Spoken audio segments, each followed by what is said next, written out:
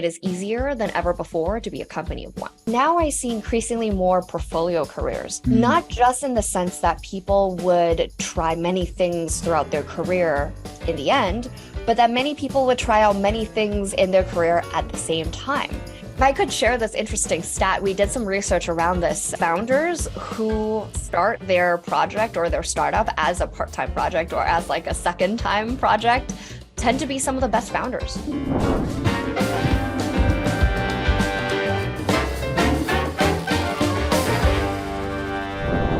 All right, I'd like to welcome Shuo Chen to the show. Shuo, welcome. Thank you so much, Drew.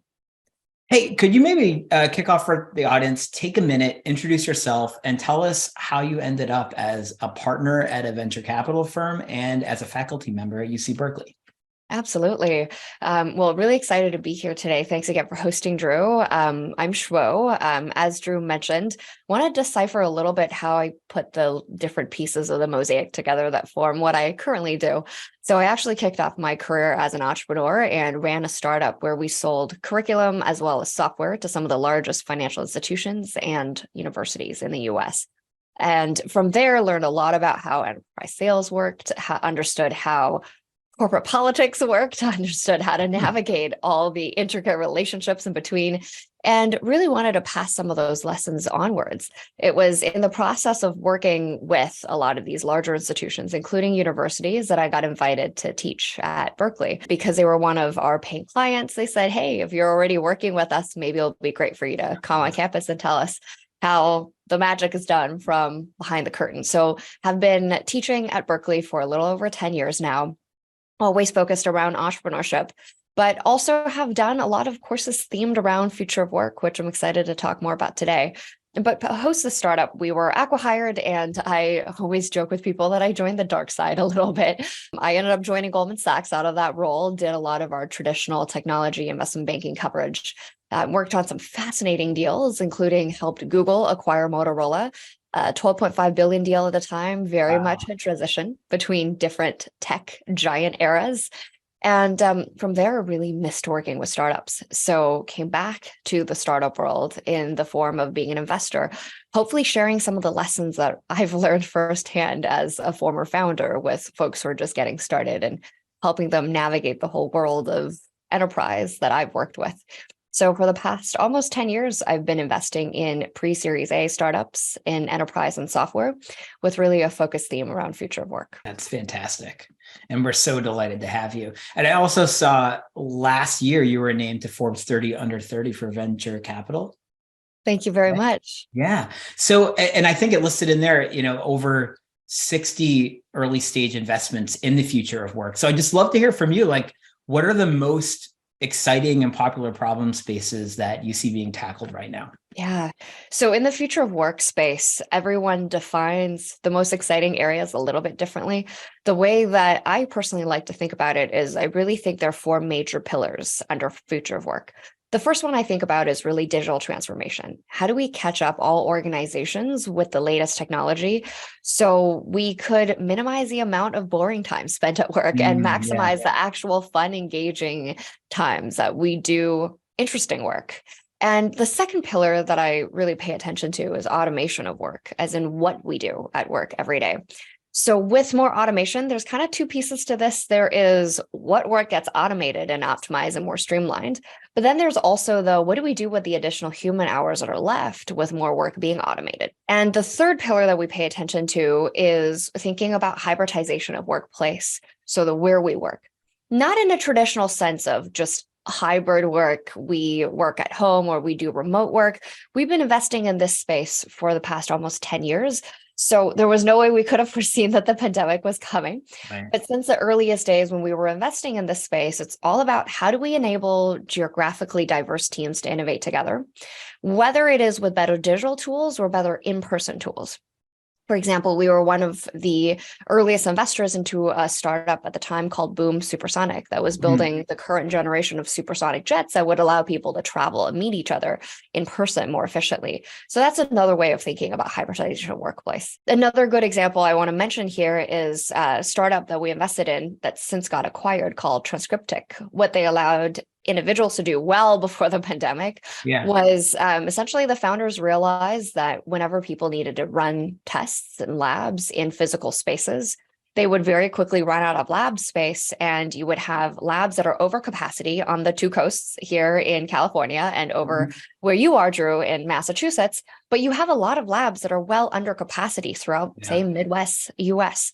So Transcriptic allowed researchers to upload their research experiments to labs that were under capacity, allowed people to do research in physical labs together in a hybrid manner so that they could better utilize lab space and resources. So that's another example beyond the traditional hybrid remote work of thinking about how do you work in different spaces. And then last but not least, the fourth pillar that we look at under future of work is really diversity of workforce. Not just diversity in the traditional sense of, say, gender, race, disability, et cetera, but really thinking about with technology, what kind of new workforces traditionally underrepresented in the workforce do we have the ability to enable? Perhaps these are people who typically didn't have access to education or training in order to perform certain jobs well, but with now the power of technology and better assistance, they could get personalized training to do better on the job. So across all these four pillars under future of work that we think about, so digital transformation, automation of work, hybridization of workplace, and diversity of workforce, we're really excited not about the incremental optimizations of you get to do work, say 10% faster. We're more interested in the fundamental shifts of you get to do it 10 times faster, or that you get to enable people who historically haven't been able to succeed in certain jobs, now the ability to succeed in those jobs. Yeah, it's just fascinating. And this comes at a time, right, where we're not only looking at the hybridization of work, but also, and when you mentioned automation, I wondered if we could go there for a second, but now with all the fervor around generative AI and the impact that that's going to have. A couple months ago, the World Economic Forum released a report that, they estimated like 80 million jobs would be displaced, right, by this AI and essentially automation. And that same report was like, well, but it will probably also create 90 million plus jobs. I would argue it's probably going to be over 100 million jobs. But could you maybe help our audience, and maybe give us your point of view on how do you see this all unfolding as part of that view into, automation of work? Absolutely. So coincidentally, we've actually been working very closely with the World Economic Forum out here in San Francisco Bay Area. Great. A couple of years ago, they opened up a fourth industrial revolution center that really focuses on the latest technologies. And we've been working with folks there ever since. And it's really interesting because one of the key consistent threads that we always come across, regardless of what technology we're looking at, whether it's generative AI or even looking at Web3 and blockchain technologies, oftentimes what we find is that history tends to repeat itself, where for every single job that's displaced by technology, oftentimes you get that and more jobs that are created as a result. So the toughest challenge that people actually really need to tackle is how do we bridge the gap between when a job gets destroyed and that individual's livelihood is affected? How do we reskill, upskill, retrain, and all of that educational process to get this individual to be prepared for the new jobs that are created? So it's not so much that people are losing jobs, they can't do the work anymore, but it's rather, how do we continue to learn to be prepared for this new future with new skills? And oftentimes when I think back to what are the new skills that are necessary and what kinds of jobs are getting replaced, oftentimes these tend to be the more tedious, repetitive, and boring jobs that people have to do in the first place. So machines are really good at replicating actions. They're really good at automating things, which is all about repeating the same things over and over again and identifying those patterns. Those also tend to be skills and jobs that people don't particularly enjoy being good at. And so where we remain very optimistic is we really imagine a world where, say, 5-10 years into the future, we will increasingly see jobs that are tedious, repetitive, getting replaced by technologies like AI, but people have more time freed up to do other things that are more creative, that are more personal relationship building. And that actually brings me to the second part of this answer, which is really what are the skills that people of the Yeah. future are really going to need to be good at. And I think a lot of it has to do with truly human skills, things like relationship building, things like being creative, things like how do we think about building ecosystems in a way that is fair and just and environmentally friendly and responsible. So those are unique ethical judgments that machines really can't make on our behalf. So anything that requires human judgment and relationships are going to be skills that are important for us. So with the first part of this, what I mean by relationship building is oftentimes we talk about skill sets in the workplace. We're really talking about these practical skill sets of what we do day to day. But we oftentimes forget the piece around human and social capital. So oftentimes who you know is just as important as what you know. And I think the what you know is going to become increasingly less important because now we have all these technologies that can tell us what we don't know. But what technologies currently can't do for us is make new connections to who we know.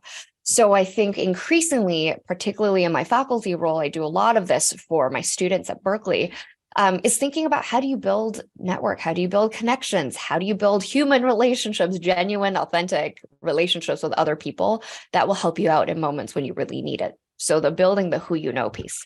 The second part of what I think is going to be really important is not so much developing the final judgment or criteria for how you make decisions, as much as it is thinking about how you build a framework or systems for how you make decisions. So it's not so much as, well, I think this is right and that is wrong, as much as it is, here are the reasons why I think this may be right and that may be wrong, and being open to iterating on that over time. So I do think those two skill sets of building human connections and building human judgment are going to be two very important skills for the future. Yeah, so I love that thought. So thinking about skills and the work that you're doing as a faculty member for college students, how is that changing what should be taught and things we need to be focusing on versus, is there anything that you think needs to kind of be worked out a little bit or de-emphasized? Yeah, so in terms of the students that I work with, I get about 40% grad students and I get about 60% undergrads. You have to keep in mind the grad students are a little bit more normally aged, but all my undergrads are born 2005 and beyond, right? So they're incredibly young. They were born into the world of internet, and they have very different ways of interacting with the world, because it's not like before when I first started teaching. Oftentimes what professors and faculty members said in class tended to be taken as this is the way the world works. But now when I work with students, what you get taught in the classroom is only one part of forms, how you think about the world, because there's so many other ways to get exposure to information. So when I think about what are really important things to be taught, are probably 2 to 3 things that I would personally focus on. So the first thing is, if you think about future of work, what used to be the case, say 10 years ago, is you kind of graduated from school, you had a phase when you were a student, and then you graduated and you became an employee or you became a founder, you transitioned into a professional role. When you were a student, you were expected to learn, and when you transitioned to the workplace, you were expected to work. And the two didn't really blur together very much. But fast forward a decade later, that expectation has completely changed. When you look at some of the latest data that LinkedIn and all of these different forums have released, you'll find that the majority of people in the workplace not only expect to continue to learn after they graduate from school, but they actually like to continue to learn. And that becomes an important part of deciding which employer to work at and or for. So the fact that they know they get to continue to improve and grow and learn on the job becomes a really important predictor of whether or not they would even choose that job and stay in that job. So the top thing that informs us of how we think about teaching undergrad students is it's not so much about the what you learn as much as learning how to learn. So we do a lot of, well, how do we make order out of chaos? By throwing students into more of a chaotic environment, which is the real world, and getting people to figure out these different pieces. A lot of it is interactive exercises. A lot of it is project building. A lot of it is portfolio building, so people can showcase, well, these are the things that I've built. These are the designs that I've put together. These are the traction and growth numbers I've managed to achieve with my last startup project. That's the first part of things. I think the second part of things is understanding that everything is an iterative process. So oftentimes, I think in the past, it was very traditional that we enter the workforce and we had one career path. We did one thing that we were great at, we continue to build on it, and we kind of ended our career in that. Whereas now I see increasingly more portfolio careers, Mm, not just in the sense that people would try many things throughout their career in the end, but that many people would try out many things in their career at the same time. And oftentimes those tended to be the most committed, the most ambitious, the most interesting people to work with because they're able to connect the dots across so many categories. So instead of having one person who works one job, they might have one core job. They might have some personal hobbies. They might have some personal side projects. And these side projects don't have to be side businesses. They could be nonprofits that they work for, where they learn about skill sets in a different way. And they could sit on the boards of other companies where they're really connecting the dots. And I think that's a really unique skill set to instill in mm, students early on. So the theme that our class at Berkeley has really focused on is how do you think about leveraging side hustles or side projects to help you explore the world? yeah. So the framework that I like to think about it is you really have to do effective exploration before you can do efficient exploitation. So you want to explore the world and understand what's out there, what you're good at, what the world needs before you can really exploit those skill sets that you're really good at and really go deep within that one field. So how do you continue to stay curious, learn about new technologies, continue to stay agile and adaptable in a very fast changing world, despite having already some learned area of expertise? So those are Yeah. probably the two important things. That's fantastic. And as you were talking about workers want to learn, there's also the imperative there. We were chatting with another economist on this show who was talking about how STEM graduates will graduate and think like, oh, I'm at the top of my gang amongst my whole friend group. But the degradation and the value creation of STEM roles drops precipitously over their career if they don't stay on top of like the latest code, language, or programming trends, which, it's just, there's a requirement. You just have to keep learning, right? Going off path a little bit, because as you were talking, it just got me thinking about this. I was on with a guest of this show. We were talking about the future economy. We're talking about what was happening, and just would love to get your thoughts. So labor economists and economists in general, typically they say it's like the late 80s, early 90s, or maybe it was about the 80s, where we shifted into a knowledge economy. And we've been in a knowledge economy ever since. Do you agree with that? It's a really interesting point. So it really depends on how we think about the structure or the organizations that we live in. And the reason why I say that is it's true that knowledge is critical and important, but it doesn't apply equally to all industries across all geographies. So it's true that we've seen more knowledge economies emerge in certain geographic regions of the US. For example, it's certainly true that it's more reliant on knowledge workers, say here on the West Coast in Silicon Valley specifically, and perhaps out in Boston where you're based as well. But for most of the US, there's plenty of geographic regions, say in what we typically call, flyover states, where knowledge economy is not really the main driver of the world. So I do think there is a little bit piece of thinking about, Drew, we were talking earlier how within future of work, there are technological problems which require tech solutions. These are probably the areas where you need more knowledge workers. But then you also have human problems that require human solutions too, that are Yes. not so much about knowledge workers as much as it is about human relationship building, thinking about how to present oneself, thinking about how to provide equitable access for different folks in the economy. So I guess I both agree and disagree with the idea that we're increasingly in a knowledge economy. With honestly the advent of generative AI, we will increasingly not need access to advanced knowledge and technology if we're able to access that at the tip of our fingers.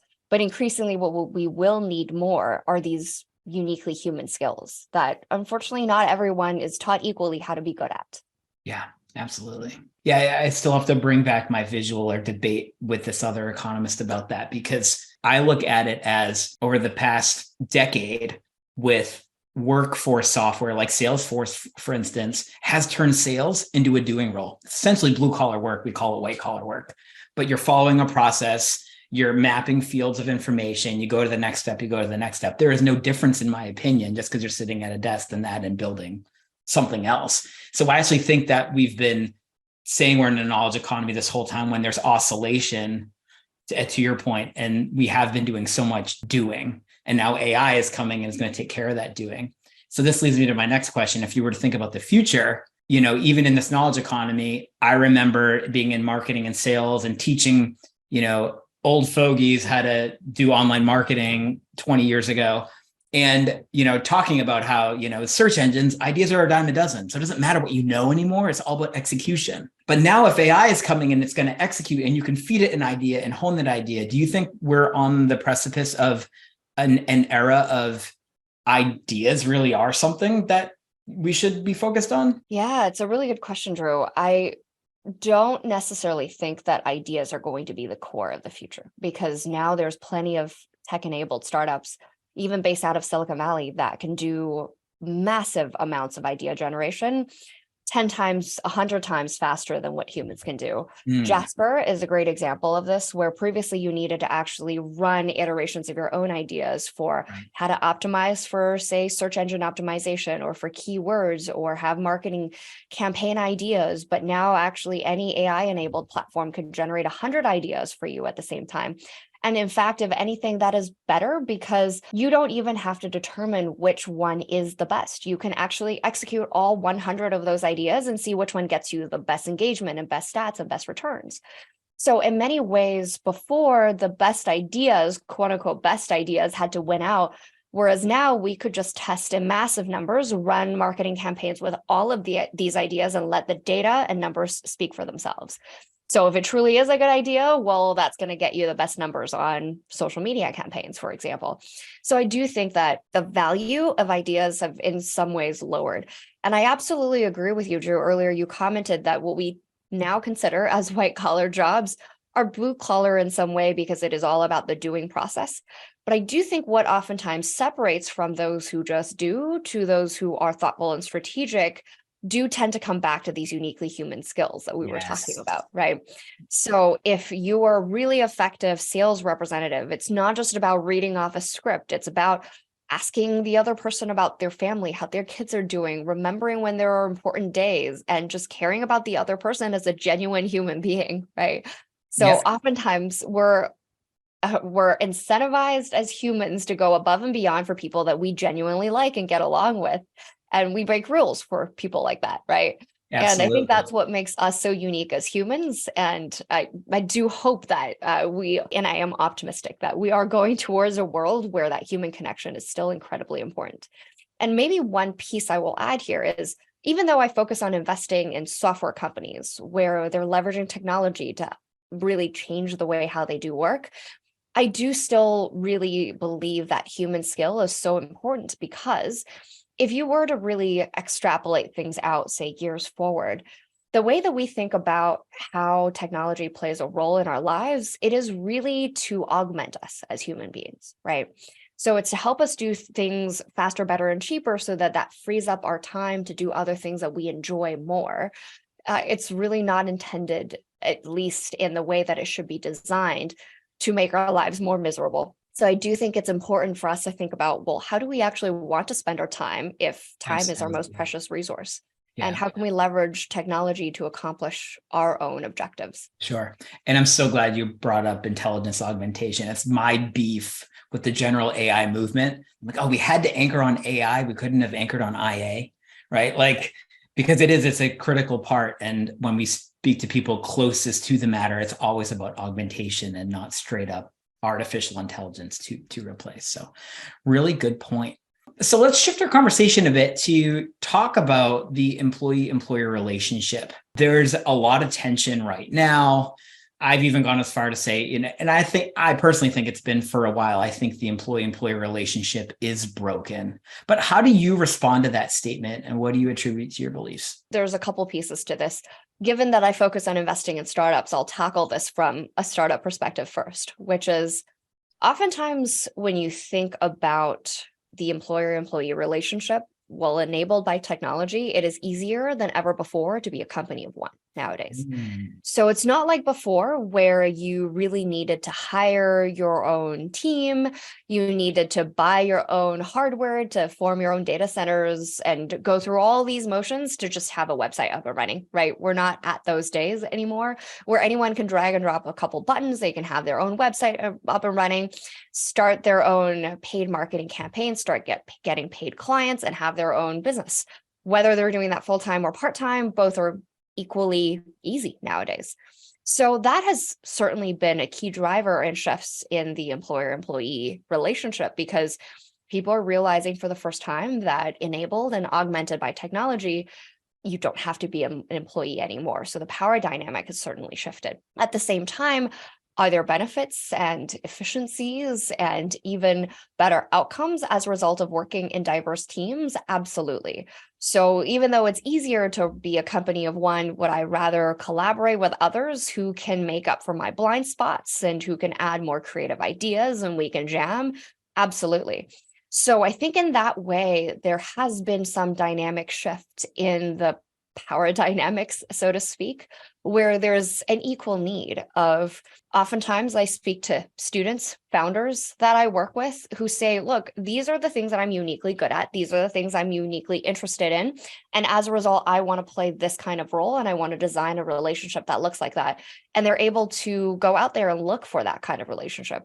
So I think there's more dynamism in terms of how you structure a working relationship, where you could say, look, I want a person to be my employer and boss me around because I respond really well with directions and I don't want to do too much thinking. I want to shut my laptop at 5 p.m. and forget work behind me. And as a result, I want that kind of employer-employee relationship. Or I could go completely the other way and say, hey, I'm a creative person. I don't like being micromanaged. I want a different kind of employer-employee relationship where I'm closer to an independent contributor. And this person just helps me cross barriers and obstacles that I come across. And both are equally present and popular in the workplace now, whether it is at large corporates or startups. So I do think you just get a broader spectrum of what's possible now. Sure. You just made a comment about a company of one. So I don't want to assume your answer to this question, but I'm going to guess and then I'll see. Right. So over the past few years, and it's not because of the pandemic, I think we have naturally been seeing a shift to more freelance fractional work, right, as a part of the total workforce. Do you think it's possible to build a company of 100% freelance or fractional workers? Yeah. So Drew, I'm really glad you asked about freelance workers, because I think when I start to think about whether or not it's possible to build an entire company off of only freelance workers, my answer is really, it depends. So it depends on what kind of company you're building, what product service you're providing, and what technologies you're leveraging. Mm-hmm. So if you are building a service-oriented company and it is on a per-use basis, long-term relationships don't matter, and it is all about achieving that one-time objective and you're done. In that case, I think it is possible to build a company of all freelance workers. However, if you're building a company where deep personal interactions are important, where you need to know the other person on an extended basis, and you're in the high margins business, that is a classic example of where freelancing might be more challenging and difficult because you need to get depth of time and relationship with someone. So one thing that I always tell founders that I work with, despite the fact that I invest in software, oftentimes founders have the option of choosing where in the segment they target. And so you could either go large quantity and lower margins, or you could go lower quantity, but extreme high quality and higher margins. And every founder makes a decision for themselves as to which market they want to go into. And oftentimes, depending on your choices across the spectrum here, you're really making a decision on what kind of employees you need as well. So if it's, again, one time, relatively easy to do fast training to get people on board, get freelancers to deliver on the product and service and be done. Mm-hmm. But again, if you require that depth, it's really hard to not just attract, hire, but also to train and retain that talent to do that depth of work with you. That freelance may be difficult because by the time you've spent so much cost in training someone, well, that person is then gone and won't do the work with you again. So it really depends on this. Sure. No, definitely love that answer and agree. Absolutely. I think if you were to ask me, I would more lean on company by its definition is more than one person, right? So you probably have a business and an amazing product you've been able to build on freelance or fractional work. But the moment you need to take that quarter person's time and turn it to 100, congratulations. Now you probably have a company. I want to add on that thread one more thing. Sure. That with technology, I do think it's easier than ever before to be a fractional worker. Yes. If you were to think about technologies like blockchain, I'm leading a couple of research projects at Berkeley, and we've invested in startups in this space where with blockchain technology, it is easier to build a DAO, a decentralized autonomous organization, than ever before. Of course, our governance structures needs to evolve in order to meet Yes. technologies. Yep. But it is easier than ever before to be an employee that's not even an employee, where I'm contributing to, say, 5, 6 different DAO projects, and I just get compensated based on what I contribute. And what I contribute is the same because that's the area that I'm really good at. Say coding is one part of it, or UX is one part of it. But I just do the same work for 6 companies or 6 DAOs at the same time. So that has become increasingly possible. And another thing is that with technology, we can be working more hours than before, which may or may not be a bad thing, depending on who you are. But if you're able to work more hours than before, it means that instead of the traditional 40-hour work week, you could have another 40-hour full-time job. Right. So depending on what founders we're talking to, they could perceive their work as a fractional worker, or actually more often what I see in the startup world is they see themselves not as a part-time founder, but almost as a double-time founder, where they have their full-time job where they provide stability to their families and they have a W-2. But in addition to that, they leverage their skill sets to build a side project that allows them to really enjoy and grow and further develop their skills in a way that they control. And that's their second full-time job in some way. And if I could share this interesting stat, we did some research around this through the fund, and we found that surprisingly, one consistent thread we're seeing is that actually founders who start their project or their startup as a part-time project or as like a second-time project tend to be some of the best founders because they're super committed, that they're willing to spend all this time outside of their full-time job to start building and exploring. They oftentimes de-risk themselves because they've managed to build more traction before they jump into it full-time. They also tend to be more ambitious and just learn faster because they have more things that they want to do and they have this boundless energy. And when we replicated this research to not just startups, but to Fortune 500 companies, it turns out that 100 to 20% of all Fortune 500 companies were actually started part-time.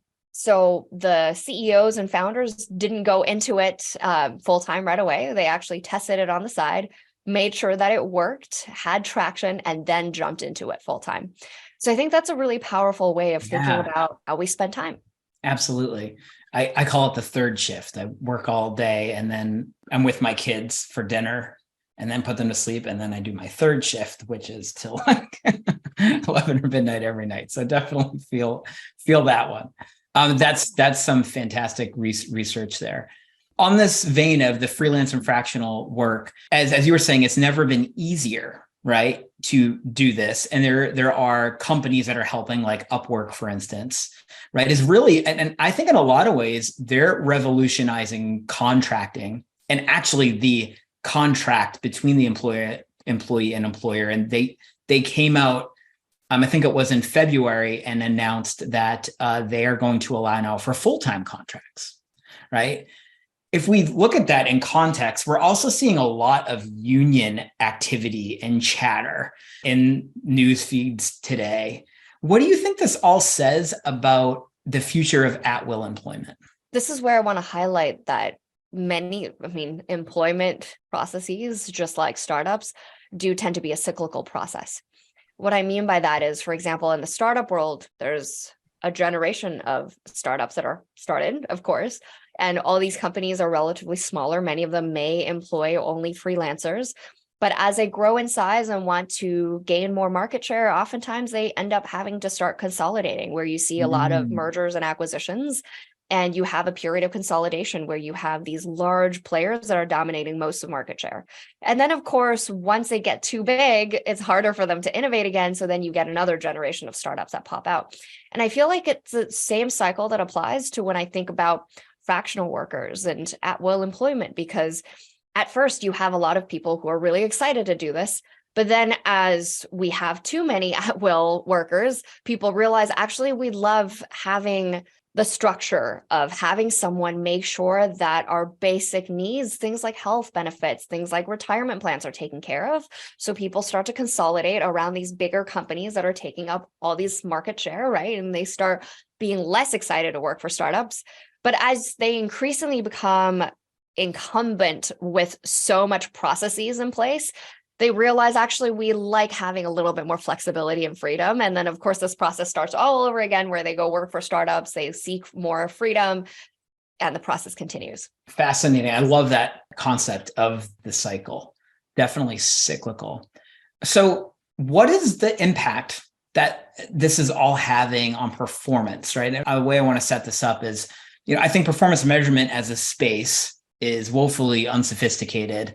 Each business is different, right? So there's limited portability. If I work at one place and I'm let's say a product manager, there may be one kind of performance requirements or standards thrust upon me, and then look at the same product manager, same industry at different company, and their performance measures are different, right?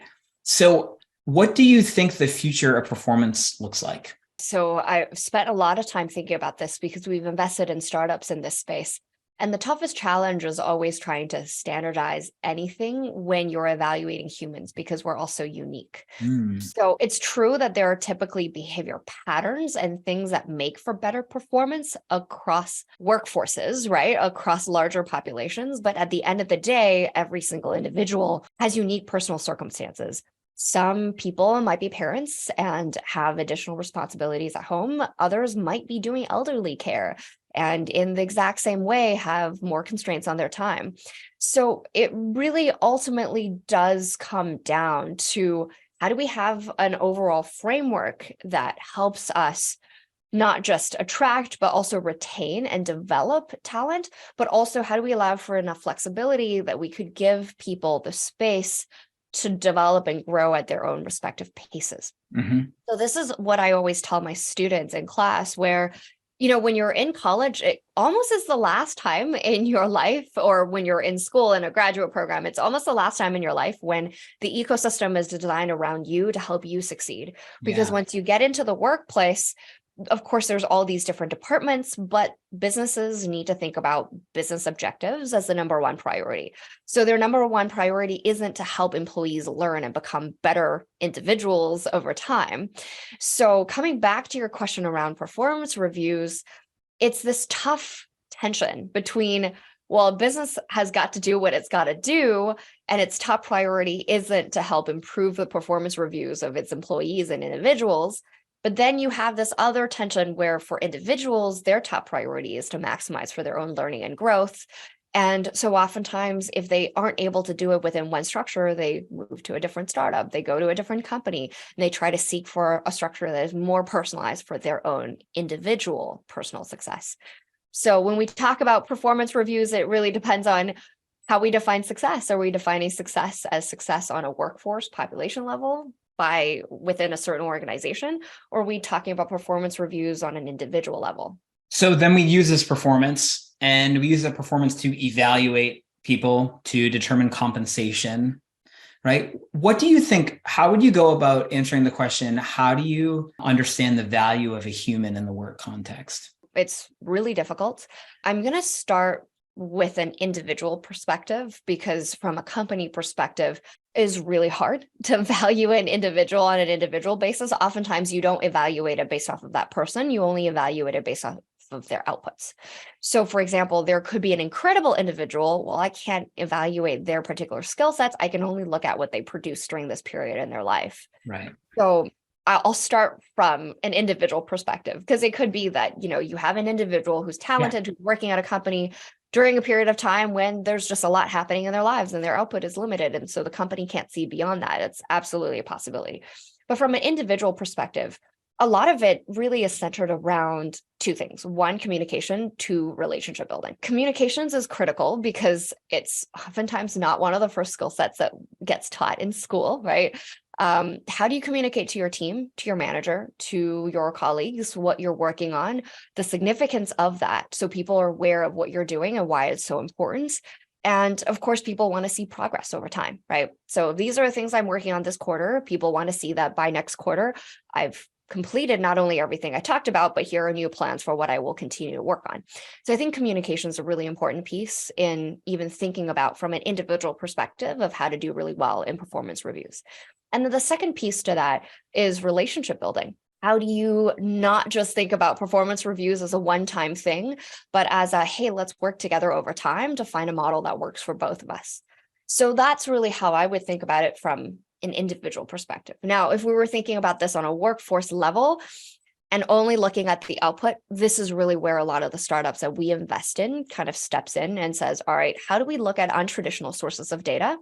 And how do we extrapolate beyond these untraditional sources of data to help us figure out where we can get the most productivity from? You can see how both are equally valid, but really approach problems from a very different perspective. Yep, that makes a lot of sense. Earlier, I mentioned this concept of portability, and you just brought up Web3. So just curious, do you have any thoughts on Web3 technologies, a la blockchain or something else that could actually help this portability conversation or even the employee-employer contract conversation? Yeah, so we've seen a lot of startups that try to work on this space. I've seen a lot of different projects, from public sector projects to private sector projects to startup tech-enabled projects on trying to archive skill sets, trying to develop unified standards. And I think anytime it relates to any human being, it is really difficult to standardize anything at all, really, which is why no company still has a uniform interview process, because there's so many unique things to adapt for. But I do think what it tells us is the continued importance of education throughout this process. So I think companies intentionally make portability difficult in many ways, because what is proprietary to my specific company and my company culture is not only something that I might want to keep to myself, but also something that is not going to apply when you go to a different company that don't believe in the same things. Google's a great example of this. I've worked with Google closely from a corporate perspective, as well as working with Google as a client of startups that we invest in. And Google's very unique in that they are relatively cash rich. So they're always encouraging employees to go out there, explore innovative projects. And if they really do get a lot of success at it, they should go do it as a startup. And then eventually Google will probably buy them, right? However, if you take the exact same idea and you replicate it to a different company that might not think about part-time projects or third shifts, as you described, Drew, in the same way, you would imagine that those same skill sets that came with a stamp of pride at Google, if became portable to another company, might actually become a huge minus on my profile, because it seems like all these things that I work on are not perceived highly upon. So I would imagine that it does become easier for things like background checks, like work verification processes, like these basic certifications, like proving that I have the graduate degrees that I do have.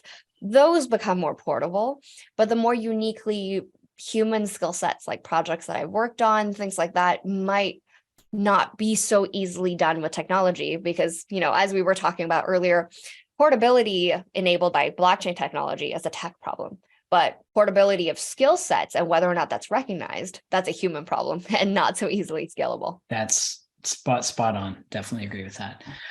Shuo, this has been just a delight to speak with you for the hour. I want to be very conscious of our time. Is there anything else you'd like the audience to be aware of or know? Yeah, absolutely. I think it was great that we talked a lot kind of at a high level around how we think about future work. I would love to anchor our conversation with a very specific story of a startup that we work with, just to contextualize some of the stuff that we've been talking about at a high level and bring it down to kind of a practical execution level. So this particular startup we had been working with for a very long time. We were one of the first investors. And this particular founder I had worked with since he was still a full-time employee. And I wanted to share an example of how a part-time project that he was working on at the time for that company became portable for many other companies across different geographies. And I think it's a fascinating case study to what we've been talking about. So when we had first met this founder, Eurus, he was still working as a hardware engineer at Boeing at the time, specifically working on the wing design of the Boeing 787. And what he realized was that specific to that wing design, there were a lot of inefficiencies to how people were thinking about designing of planes and their wings specifically, where you would sketch up all of these designs with software, send it off for personalized manufacturing, get the hardware pieces back, test in a physical environment, and you would repeat this process over and over again. He had obviously a lot of skill sets that he picked up in this process that he said, hey, let me see if I can poke around some pieces of software and try to build something that would allow us to build more efficiently. He ended up building the software ecosystem that would allow people to test for virtual simulations of that wing design before it gets sent off for manufacturing in the physical space. That particular project ended up saving his department, specifically working on the wing design, about $180 million in 3 months in research and development time. Classic, great case study of unique skill set there, right? Wow.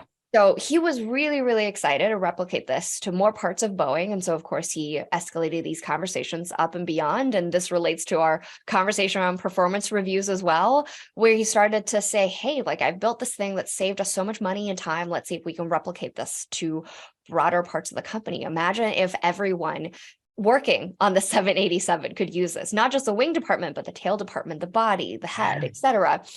And so fast forward months later, he had been having this conversation for a very long time. It finally got escalated up to C-suite. And when he was sitting down ready for that conversation to get the green light, C-suite sat him down and said, hey, thanks so much for this, but we're not going to move ahead. So of course he was kind of mind blown and said, wait, I thought this was amazing. Why is it that we're not going to go ahead and do this? And C-suite had a relatively straight answer for him and told him, hey, it's because we're not a software company. We're really great at the designing, manufacturing, building, and selling of planes, but we're not in the software space. So, of course, at the time, he didn't understand and he ended up leaving the company. But fast forward 10 years later, he's actually really thankful that that particular conversation had taken place. You know, in the traditional style of an American underdog story, he had left the company, started his own startup, actually hired his old employer as his employee, speaking to our employer-employee conversation. His old manager actually still works for him as a CTO now. And fast forward 10 years later, his company is now the #1 startup in the high-performance computing space, 10x larger than the second runner-up, by far the largest in market share. And surprise, surprise, Boeing is a paying client. And what's interesting about this story is actually relating back to a lot of pieces that we talked about throughout our conversation, which is what are the shifting dynamics between employers and employees? What about portability of skill sets? How is it recognized in some environments versus others? In fact, fast forward 10 years later, the fact that now he is really thankful that C-suite had told him no is really because at the time, the biggest he could think was, well, hey, let's implement this technology across all the different teams working on the 787. Heck, the biggest he could have thought was, let's use this across all the different plane models. But when he actually had left and started his own startup, he realized, well, if I could do this for Boeing, I could probably do this for other aviation players. And so, of course, Airbus became a client. And had he had built this within Boeing, he could have never sold to a direct competitor. But then because he tackled this for aviation, he realized maybe I could do this for aerospace as well. So NASA, SpaceX, Department of Defense all became paying clients. So they would run virtual simulations of rocket launches on his platform before they actually do this physically. And because he could do this for aviation and aerospace, he realized I can probably replicate this to advanced manufacturing. So Siemens became a client. Then he started to do this for automobile as well. Toyota, Nissan, Hyundai all became clients.